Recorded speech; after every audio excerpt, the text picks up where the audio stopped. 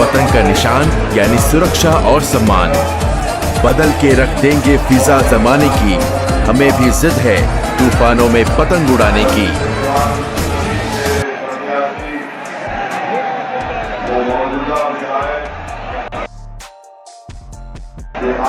अपना आज के मीटिंग में शिरकत की और यकीनन इतने बड़ी तादाद में, ये जो हजारों की तादाद में इंसानी शवों का समंदर नजर आ रहा है, वो इस बात का पैगाम देता है कि इंशाअल्लाह ताला 7 मार्च के दिन आप तमाम लोग एक होकर मुत्तहदा तौर पर एक शीशा पिलाई दीवार की तरह आप जालिमों को शिकस्त देंगे, फिरका परस्तों को शिकस्त देंगे और इंशाअल्लाह यहाँ से आप हुजूर जमाली साहब को दोबारा मुबारकपूर से अपना विधायक बनाएंगे। पतंग का निशान यानी सुरक्षा और सम्मान। कमाल साहब आजमगढ़ सदर के मजलिस के प्रत्याशी है, अब्दुल्ला साहब गोपालपुर से मजलिस के प्रत्याशी है, अब्दुल रहमान निजामाबाद से मजलिस के प्रत्याशी है, जावेद आलम दीदारगंज से, पंकज मौर्या तगरी से है और महेंद्र प्रताप कोंकर साहब जिलाधिकार पार्टी बाबू सिंह कुशवाहा साहब की है, वो मोहम्मदाबाद से प्रत्याशी है, उनका निशान गैस का सिलेंडर है। हमारे जिला सदर नदीम साहब, विधानसभा सदर शाहम साहब, यूथ सेक्रेटरी अयाज अहमद साहब। मेरे अजीज दोस्तों और बुजुर्गों, मैं सबसे पहले मोहतरम जनाब शाहम साहब का और फुल जवानी साहब का दिल की गहराइयों से शुक्रिया अदा करता हूँ कि उन्होंने मजलिस इत्तेहादुल मुस्लिमीन के उम्मीदवार बनने के लिए राजी हुए और उन्होंने मुबारकपुर की सरजमीन पर मजलिस इत्तेहादुल मुस्लिमीन के परचम को बुलंद किया। मैं उनको मुबारकबाद देता हूँ और उनका शुक्रिया भी अदा करता हूँ। मैं अल्लाह का शुक्र अदा करता हूँ कि अल्लाह सुब्हानहू व तआला ने अपने हबीब मोहम्मद मुस्तफा सल्लल्लाहु अलैहि वसल्लम के सदक़े ज़ुबैर में मुझे मुबारकपुर आने का मौका इनायत फरमाया। ये मेरी खुशकिस्मती है कि मैं मुबारकपुर की इस मुबारक सरजमीन पर आप जैसे मुबारक लोगों के दरमियान में खड़े होकर मुझे अपनी बात कहने का मौका मिल रहा है। मेरे अजीज दोस्तों और बुजुर्गों, मेरी सरदार माँ और बहनों, मैं आपको ये बताने आया हूँ कि हुजूर जमाली साहब को जो टिकट काटा गया वो सिर्फ उनका नहीं काटा गया बल्कि मुबारकपुर की जनता को धोखा दिया गया था। अभी मुबारकपुर की आवाम और जनता को इस नाइंसाफी के खिलाफ, इस बेइज्जती के खिलाफ और आपके हक को लेने के लिए 7 मार्च के दिन आप तमाम को मुतहदा तौर पर अपने वोट का इस्तेमाल पतंग के निशान पर करना पड़ेगा। मेरे अजीज दोस्तों और बुजुर्गों, आप जानते हैं कि भारत हमारा वतन अजीज है और पतंग का निशान यानी सुरक्षा और सम्मान। इसके कल हकीकत ये है कि जब तक आपके पास आपका नेता नहीं होगा, आपकी आवाज को नहीं सुना जाएगा। अगर आज आप मुबारकपुर से और आजमगढ़ से उत्तर प्रदेश में जो आखिरी महीने के चुनाव होने का है, यहाँ पर आप मजलिस के उम्मीदवारों को कामयाब करेंगे तो ये कामयाबी आपकी होगी, क्योंकि आपकी सफों से एक नेता निकलेगा। वो ये मुझसे सवाल कर सकता है कि मुबारकपुर को वैसी तुम आ रहे हो और गुड्डू जमाली के लिए वोट की बात कर रहे हो। क्या गुड्डू जमाली 2 मरतबा के विधायक नहीं है? हाँ, गुड्डू जमाली 2 मरतबा के विधायक है, मगर उस 2 मरतबा में और अब तीसरी मरतबा की कामयाबी जो होगी उसमें जमीन आसमान का फर्क होगा। क्या फर्क होगा बताओ? आपका नेता होगा, गरीबों का नेता होगा।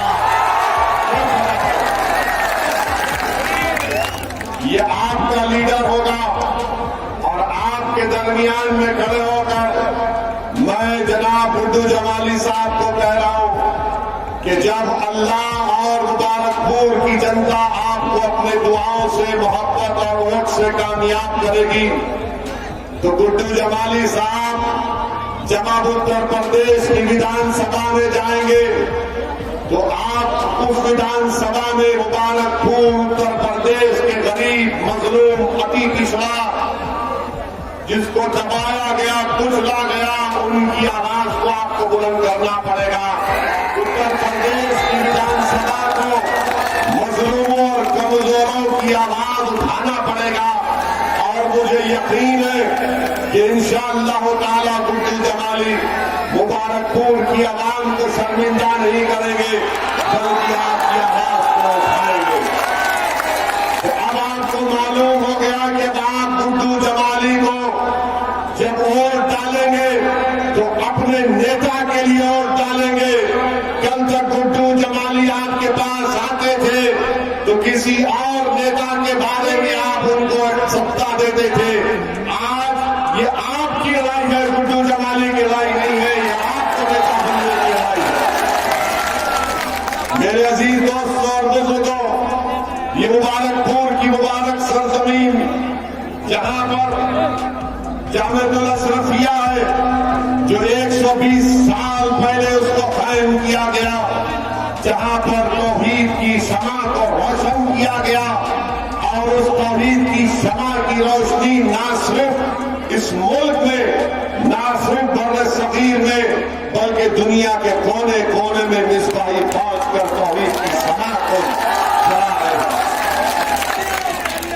मेरी खुशकिस्मती है कि मुबारकपुर में जामिया अरेबिया अहयाल उलूम, मदरसा अरबिया दारुल तालीम और मदरसा बाबुल इल्म भी है।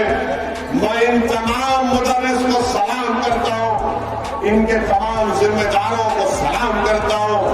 इनके बुजुर्गों को अगर मौका मिलेगा तो मैं बजाते खुद जाकर उनके हाथ को चूमूंगा और उनके हाथ को लेकर अपने सर पर रखूंगा। अगर वो इजाजत दे तो मैं इन उलमाओं की जूतियों को अपने सर पर उठाकर रखूंगा कि वो जो खिदमत अंजाम दे रहे हो उसको बयान करना भी अल्फाज करना काफी हो जाएंगे। मैं सिर्फ दुआ करता हूं कि अल्लाह हमारे उलमाओं को, हमारे मुहद्दिसीन को, मुफ्तियों को अल्लाह सलामत रखे, अल्लाह उनके इल्म से और फैज जारी कराए। मेरे अजीज दोस्तों और बुजुर्गों, जो अहम बात आपके सामने मैं करना चाह रहा था कि इत्तेहाद, मुत्तहिद रहिए। अगर गुड्डू जमाली को या मजलिस के प्रत्याशियों को कामयाब करना है तो आप तमाम को मुत्तहिद होना पड़ेगा, इत्तेहाद को मजबूत करना पड़ेगा। और याद रखिए हमारी इस बात को कि इत्तेहाद जिंदगी है, इत्तेहाद जिंदगी है और इंतशार मौत है। तो इत्तेहाद जिंदगी देता है और इंतशार मौत देता है। मैं आपको ये बताने भी आया हूं कि असदुद्दीन ओवैसी सरजमीन दक्कन से जरूर आ रहा है, मगर मैं कोई आला परिवार या आला खानदान या कोई नवाब खानदान से निकल कर नहीं आया हूं। मेरे बुजुर्ग वकालत करते थे, आम आदमी थे, मेहनत और जस्तजू की, कुर्बानियां दी, जेल की सोबतें बर्दाश्त की, जालिम हुकूमतों के जुल्म को बर्दाश्त किया, मुकाबला किया, हमने पुलिस के जुल्म का शिकार हुए। आज असदुद्दीन ओवैसी जो तुम्हारे दरमियान में मुबारकपुर में खड़े होकर पतंग का निशान यानी सुरक्षा और सम्मान। मेरा सियासी सफर आसान नहीं था, मुझे भी जेल जाना पड़ा। मैं कोई रईस ज़ादे का बेटा नहीं हूं, मैं एक गयूर मुसलमान का बेटा हूं। जिसने मुझे ये सिखाया कि हालात का समझौता नहीं करना, जिसने मुझे सिखाया कि सच्चाई को बयान करना, चाहे वो नमरूद का दरबार हो, चाहे फिरौन का दरबार हो, चाहे वक्त का हुक्मरान यजीद हो, अपनी सच्चाई से करना। ये आज जो तुम्हारे सामने दीवाना खड़े होकर बोल रहा है, एक नहीं चार पांच मरतबा मुझे जेल को जाने का मौका मिला और हम 5 मरतबा हजरत पुलिस के दामाद बनकर जेल में गए।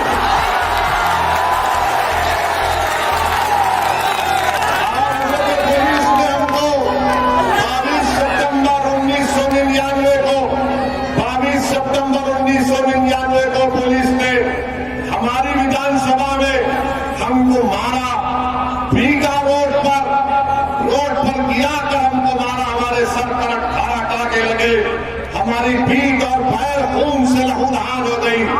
आज हमारा सफर आसान नहीं था।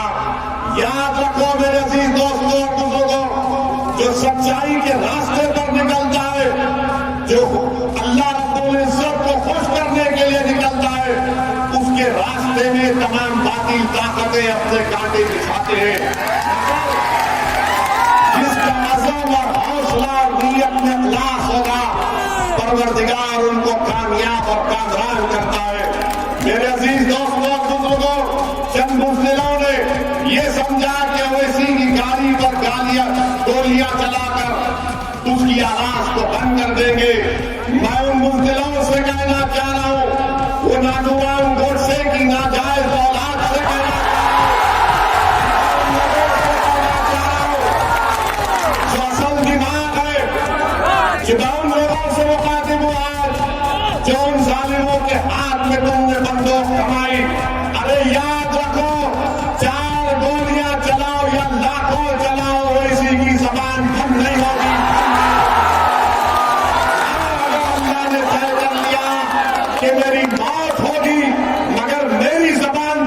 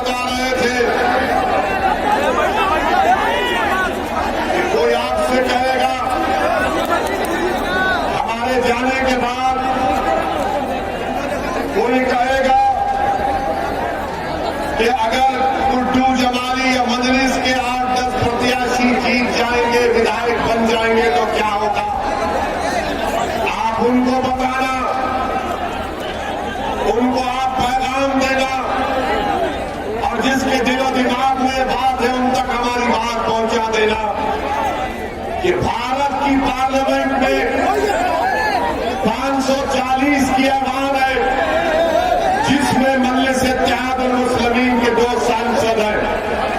कितने हैं? 2 हैं। और जब दोनों में से एक खड़े हो जाते हैं पार्लियामेंट में आपकी बात करने के लिए, आपके इंसाफ की बात करने के लिए, गरीब मजलूम अति पिछड़ा दलित की बात करने के लिए, तो क्या होता है? हम जब खड़े हो जाते, जब दलित की बात करने के लिए, अम्बेडकर के संविधान को बचाने की जब बात हम करते हैं, तो बीजेपी के 306 एमपी खड़े होकर और इसी को बोलते हैं बैठा।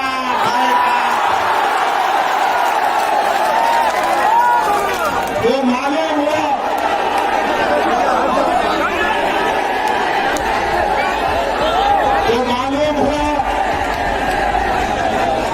मालूम हुआ कि ओवैसी, असदुद्दीन ओवैसी सिर्फ अल्पसंख्यक समाज मुसलमान की बात नहीं करता। असदुद्दीन ओवैसी सिर्फ दलितों की या अति पिछड़ा आदिवासियों की बात नहीं करता। असदुद्दीन ओवैसी जो कमजोर है उसको ताकतवर बनाने की बात करता है।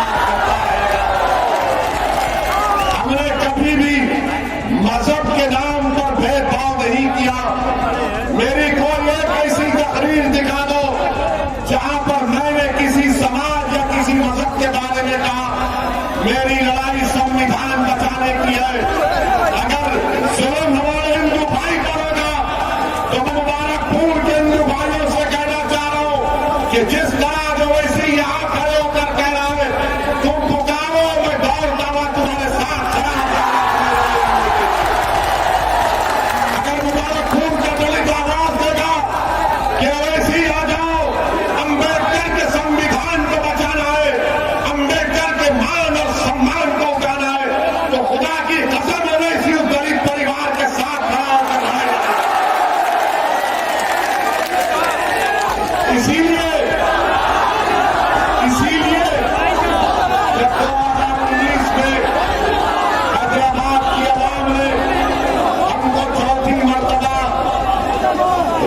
पार्लियामान एमपी बनाया। तो हम जब हल्फ लेने के लिए गए तो बीजेपी के 300 एमपी नारा लगाना शुरू कर दी। हमको देखकर हमने भारत के संविधान पर अल्लाह के नाम पर हल्फ लिया। उसके बाद हमने नारा लगाया जय भीम। तो बीजेपी के लोगों एमपी सन्नाटे में आ गए, जबान कतर लिए। हमसे पूछे ये तुम्हारे दिमाग में कैसा आता है? हमने कहा दिमाग में नहीं, हमारे दिल में बाबा साहब अम्बेडकर, हमारी सोच और फिक्र में, हमारी सोच और फिक्र में किसी से नफरत नहीं है।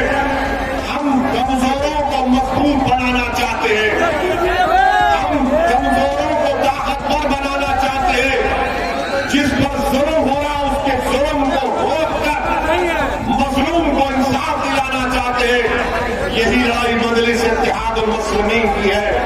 मेरे भाई, आज का 2 मार्च का दिन मेरे लिए बहुत ही मुबारक दिन है कि आज मेरी जमात मजलिस इत्तेहाद और मुस्लिमीन के अहिया के 64 बरस हो चुके हैं। अल्हम्दुलिल्लाह। लोग आपसे पूछेंगे कि मजलिस ने हैदराबाद में क्या किया। हमारे पास हैदराबाद में मजलिस में 7 विधायक है, कोई मंत्री नहीं है, कभी सत्ता में नहीं गए, न जाएंगे। मगर हमने जिनसे वोट लिया उनके लिए हमने मेडिकल कॉलेज को कायम किया।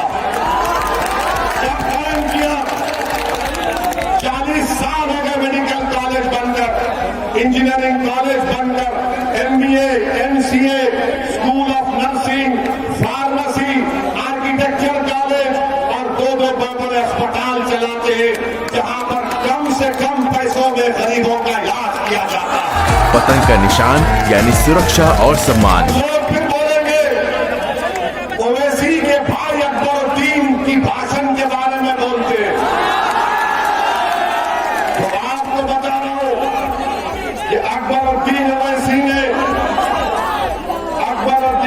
सिंह ने अपने विधानसभा में अकबरुद्दीन ओवैसी ने वहां पर एक सिंहावानी महाकाली टेम्पल है और एक जंगम में राघवेंद्र मंडपम है। अकबरुद्दीन ओवैसी ने हमारे प्रदेश के मुख्यमंत्री से मिलकर इस मंदिर के हमारे हिंदू भाइयों से सरकार से उन्होंने 4 मल्टीपर्पज फंक्शन हॉल सरकार से मंजूर करवा इन 2 मंदिरों के लिए 20 करोड़ सरकार ने मंजूर किए। ये बम्बर इल्जाम लगाते हैं कि ओवैसी भड़काऊ भाषण देता है, मगर मेरे अजीज दोस्तों और बुजुर्गों, आज आपको बताएंगे कि हमारे जाने के बाद इब्लीस की औलाद आएगी।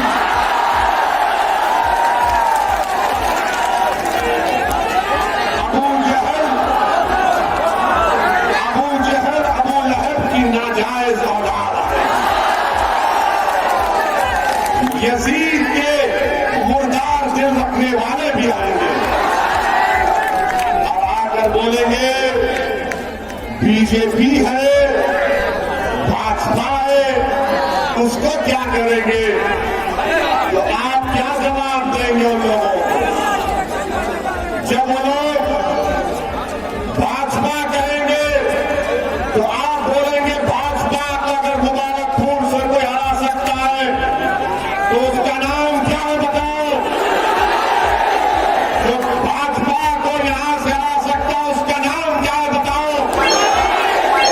आवाज में और ताकत आनी चाहिए, कहां से भी आनी चाहिए, कहां से भी आनी चाहिए। उसका नाम क्या है बताओ? जो योगी और मोदी को रोक सकेगा उसका नाम बताओ। आप अखिलेश बड़े और छोटे अखिलेश देख लो, जनता ने कह दिया कि 7 मार्च के दिन किसको वोट देंगे, किसको वोट देंगे, किसको वोट देंगे। मेरे अजीज दोस्तों,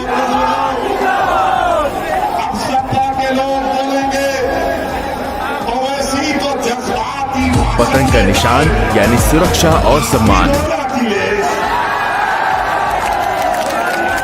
क्यों नहीं देते? कौन रोक रहा है आपको? और जो लोग आपको बोलेंगे जज्बात, नौजवानों को जज्बाती करता है ओवैसी, अरे याद रखो, मैं उन नौजवानों के बुजुर्गों को सलाम करता हूं, उनकी मां और बहनों को सलाम कि तुमको जज्बाती बनाया। अगर कोई दलित पर जुल्म हो रहा, किसी गैर मुस्लिम पर जुल्म हो रहा और तुम्हारे दिल में जज्बात आए तो वो मुर्दा है, इंसान नहीं है। याद रखो हमारे बात। मेरे अजीज दोस्तों और बुजुर्गों, समाजवादी पार्टी अखिलेश यादव, जब इनसे पूछा गया कि कर्नाटका की उस बच्ची ने जो हिजाब और निकाब पहना उस पर कुछ बोले, तो क्या अखिलेश बोले? अखिलेश कुछ बोले? जब अखिलेश से पूछा गया मुस्लिम वोट के बारे में बोलो, तो क्या अखिलेश बोले? अखिलेश नहीं बोले। क्यों नहीं बोले? क्यों नहीं बोले? इसलिए नहीं बोले कि अखिलेश जानते कि आप कैदी हैं उनके। क्या आप उनके कैदी हैं? क्या आप दरी बिछाएंगे? क्या आप दरी बिछाएंगे? क्या आप खुद्दू जमाली को कामयाब करेंगे? क्या आप अखिलेश को हराएंगे? ये बात है। ये बात है। मेरे अजीज दोस्तों और बुजुर्गों, आप थक तो नहीं गए, बोर तो नहीं हुए। वैसे अभियान हम आपको बता रहे, कल शाम में बाद मगरिब बाबुल इल्म में हम फिर आएंगे भागवत।